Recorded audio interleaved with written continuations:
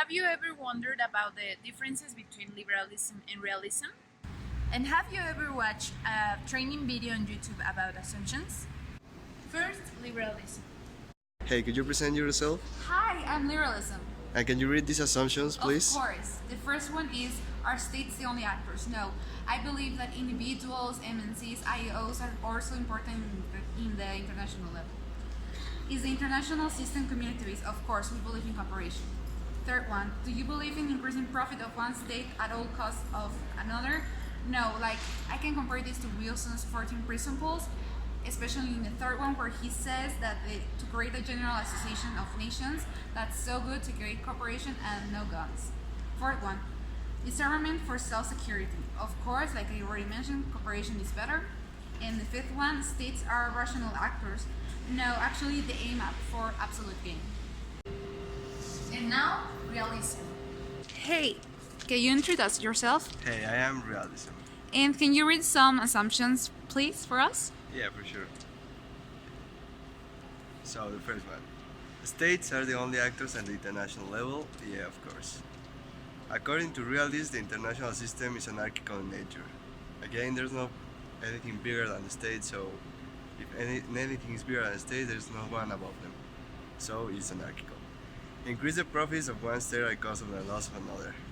I mean, of course, a state must guarantee its survival no matter what's in the way, no matter if other states in the way. Realists believe that the concept of armament. States should have arms and weapons of self-security. I mean, if you have the biggest army and the biggest arms, no one's gonna threaten you as a state. States are rational actors and aim for their own self-interests. I mean, again, that's human nature. All humans aim for their own self-interest no matter what's in the way.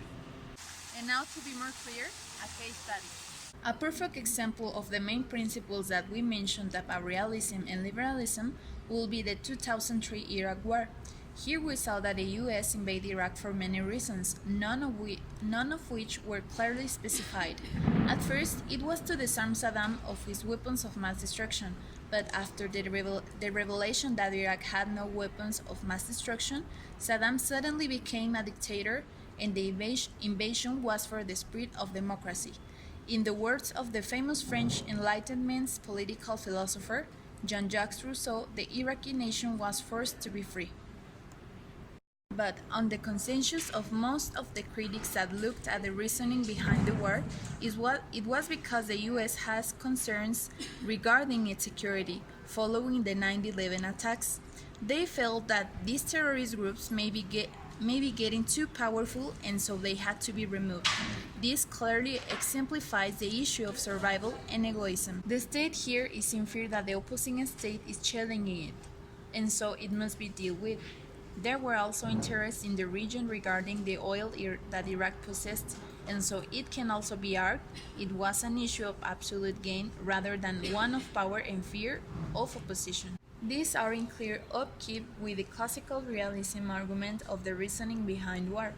But if we are to look at this in terms of power and who manage power, we see that the classical and neo-realist view tend to be very rudimentary in their definition of it. According to Haywood, classical realists explain power as simply a military force, and thus who attain it are the states. On the other hand, according to Watts, neo-realists tend to define power in terms of size of population and territory, resource endowment, economic capability, military strength, political stability, and competence. They fail to provide an explanation as to how Al-Qaeda, a non-state organization, managed to bring a superpower like the US down to its knees. Realists argue that the states are the only key players in the international system, yet we have a non-state actors with none of the features of power as defined by realists applying to them that manage to display power nonetheless in ways that are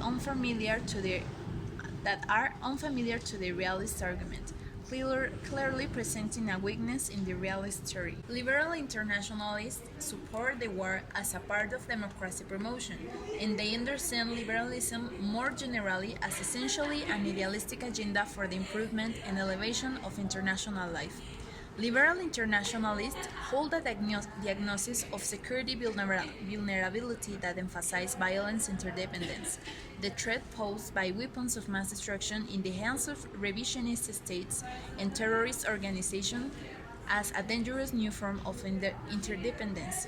The recognition of a severe security threat posed by novel developments generated by technological advance. International order of mutual restraint and comparative problem solving, liberal internationalists see the establishment of maintenance of broad international coalitions as vital responses to new security vulnerabilities and hold that unilateral measures, such as the Bush administration's Iraq policy, undermine the international cooperation necessary for a real and enduring new international security regime.